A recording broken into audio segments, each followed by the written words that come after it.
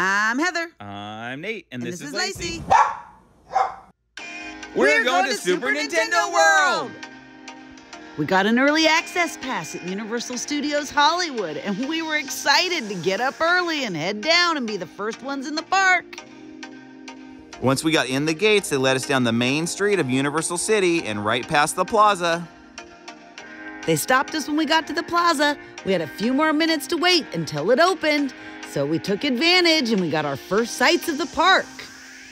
We had power bands on to collect all of our coins, and we were practicing our jumps as we waited for them to tell us where to go next. We thought maybe we should call that cab and ask them how much it would cost to get us there faster. My team members, we are going to be walking you down to Super Nintendo World. Keyword, I said walk.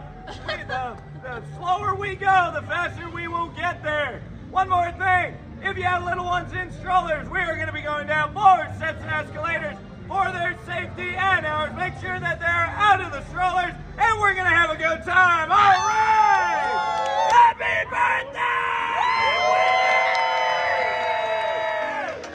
That was so much fun, and what a great way to celebrate your birthday. The team members patiently guided us down the streets of Universal Studios as we all practiced our walking, not running, while Super Nintendo excited. They led us through Springfield. It was the last stop before you hit the giant steep escalators that took you down to the Super Nintendo World. As we rode down the escalators, we finally got our first incredible views of Super Nintendo World. Now that we could see it, we started to plan our strategies to collect as many coins as possible. After taking 4 of the longest escalator rides we've ever taken, we were finally at the bottom, and somehow we'd gotten further behind. We all rushed to be the first to transform ourselves into Super Nintendo World. As we turned the corner, our excitement grew. We could see the warp tunnel that was going to take us into the world of everything Super Nintendo. As they entered the tunnel, it looked like everybody was being shrunk down and sent flying through, so of course we followed right behind. We rushed through Peach's castle. We knew we were on a mission. Even though we couldn't wait to start collecting coins, we knew that there was one more warp tunnel that we had to make it through. We wanted to go start playing Mario Kart.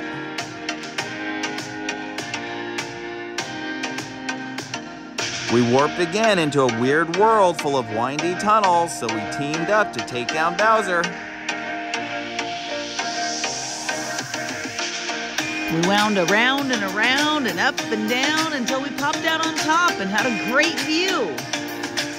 Led by our youngest, we entered Bowser's castle and walked right past his statue, trying to pretend like we weren't intimidated. We were gonna beat him anyway. We rushed our way through before we could get chased by any ghosts or fireballs, and we looked for power-ups all along the way. Even though we were moving fast, we made sure to spot out any clues we could find that might help us win the race. We were dying to sit on the throne and take home the trophy as champions of Mario Kart without getting bit by a piranha plant. And just when you thought you were getting to the end, you realized we weren't even close. Bowser had constructed a wild maze to make us lose our sense of direction before we even started racing. If you slowed down to look at the sights, you got left behind, so we had to keep our pace up. We finally stopped to put on our racing suits, and we were all geared up to go. We got the virtual goggles, and we knew we were getting close, and sure enough, in the very next room, the cars were arriving. After a long trek through the castle, we were finally ready to drive our karts, and we knew Bowser was no match for our team. It took us round and round, right into Mario Kart. And of course, what we saw was different. We had the virtual goggles on, so we had shells and bombs flying at us. It immersed you into the world and took you track by track.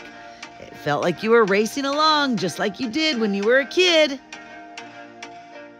We rolled in to applause from all the Nintendo characters along with a pouting Bowser, so we knew we must have done well when it was time to check the score along the wall.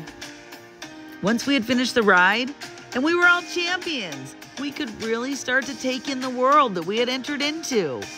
I mean, there was so much to look at. The detail was incredible.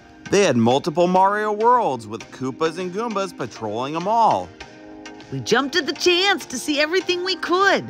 And then we remembered we had coins to collect and mini games to play. With each minigame that we conquered, we received a key, and if we collected 3 keys, then we were able to open the lock to get into Bowser Jr.'s castle. Inside of the castle, we were able to battle Bowser Jr. to get back a golden mushroom that he'd stolen from the princess. But before you could get there, you had to pass at least 3 mini games first.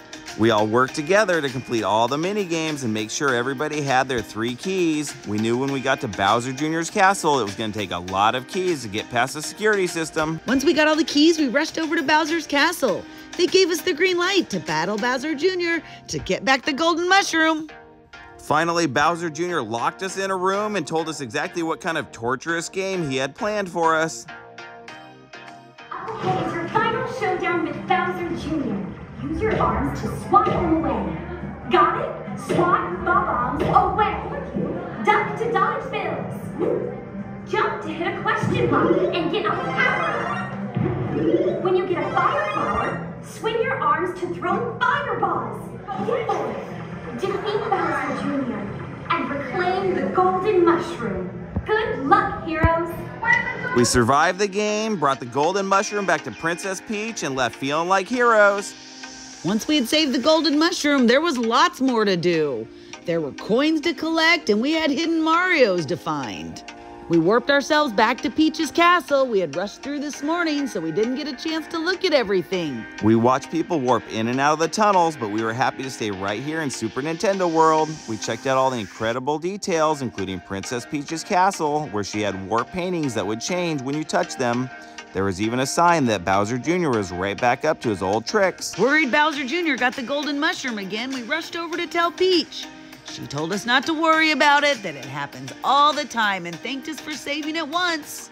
We thanked her for calming our nerves and decided to go eat something at Toadstool Cafe. We figured if we were going to go on another big adventure, we were going to need to eat some power-ups first.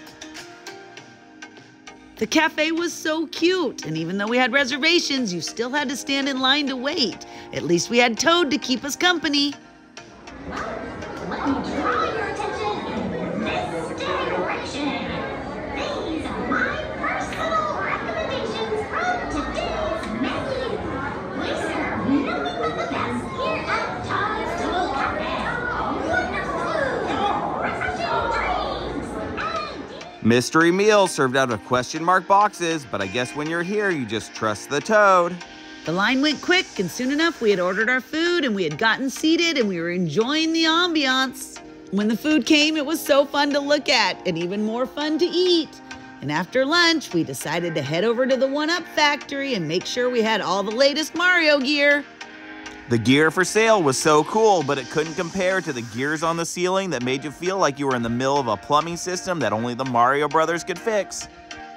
While we were taking in the views on top of Bowser's castle, we saw Toad. So we rushed down to meet him and tell him how much we enjoyed his cafe. Oh, and Mario and Luigi came out. However, we ran over to try and meet them, but their line was already closed. They're the most popular, of course. Since Mario and Luigi were busy, we decided to take a break and come back to check out Super Nintendo World in the evening. We liked it even better at night, where each of the characters was lit up as they navigated their surroundings. The whole game felt like it was coming alive, and even the blocks were lighting up with their bright colors. We collected coins and found the hidden Marios. We did all the mini games again so we could battle Bowser Jr.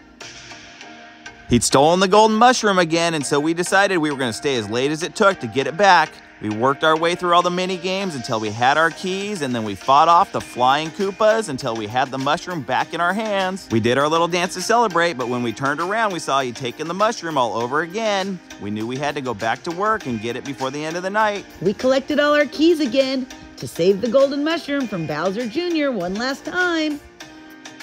Thanks for warping into Super Nintendo World at Universal Studios Hollywood with us.